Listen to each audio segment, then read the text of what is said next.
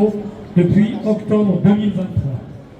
L'action des humanitaires est empêchée, celle des soignants prise pour cible. Les journalistes, quand ils ne sont pas délibérément assassinés, sont interdits d'entrer. La gravité et la systématicité des crimes de guerre commis à Gaza permettent de caractériser la volonté de destruction génocidaire en cours dont la famine constitue un acte d'aboutissement malgré les demandes de la Cour internationale de justice, malgré la réprobation internationale, bien faible toutefois, insuffisante à coup sûr. La folie meurtrière qui guide le gouvernement d'extrême droite d'Israël met en péril la démocratie et précipite son pays à la région dans une guerre sans limite ni objectif autre qu'un gigantesque nettoyage ethnique à Gaza comme en Cisjordanie occupée.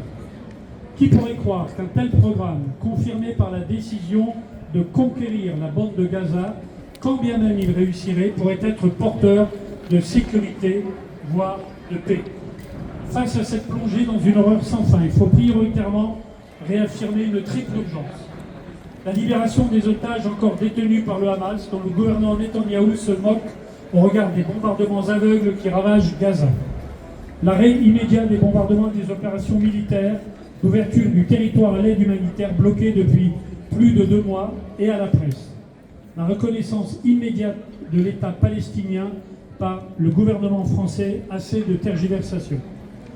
Il n'est plus que jamais indispensable que la France et l'Union européenne affichent une attitude de fermeté contre le génocide en cours à Gaza et qu'elles rappellent Israël au respect du droit international qui s'applique à tous les États sans exception.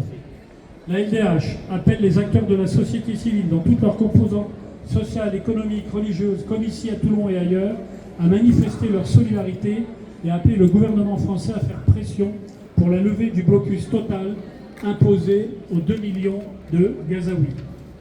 Elle demande instamment au gouvernement français de cesser de livrer des équipements et des composants militaires à Israël. Elle demande au gouvernement français de porter au sein de l'UE l'urgence de la suspension de l'accord d'association Israël.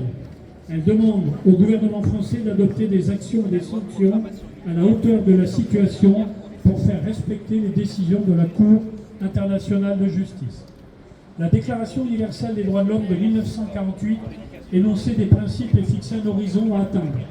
La référence au droit international était reconnue comme une norme commune.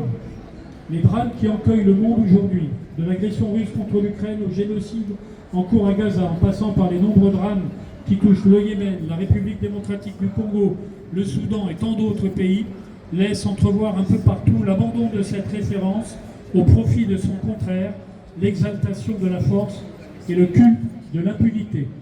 Ces jours-ci, nous célébrons le 80e anniversaire de la chute du régime nazi et pour la France, celui du régime de Vichy qui a été un complice actif des persécutions raciales qui ont fait des millions de morts. Le 8 mai 1945, la France fêtait la fête de la libération, mais également c'était le jour de la répression qui commençait en Algérie, l'autre 8 mai, qu'il ne faut pas oublier. Certaines femmes et certains hommes politiques se retrouvent dans cette idéologie exterminatrice, certes plus ou moins discrètement, mais en l'assumant. Des historiens sérieux, pas des révisionnistes, nous disent on apprend l'histoire, mais on n'apprend rien de l'histoire. Ce qui se passe à Gaza, en Cisjordanie et ailleurs, montre que si nos mémoires sont peut-être défaillantes, celles de la plupart des dirigeants le sont à coup sûr. Il est plus que temps de réagir, de nous souvenir de la méconnaissance et le mépris des droits de l'homme conduisent à des actes de barbarie qui révoltent la conscience humaine. Et enfin, attaquer le gouvernement israélien n'est pas être antisémite, il faut le redire systématiquement et à chaque fois.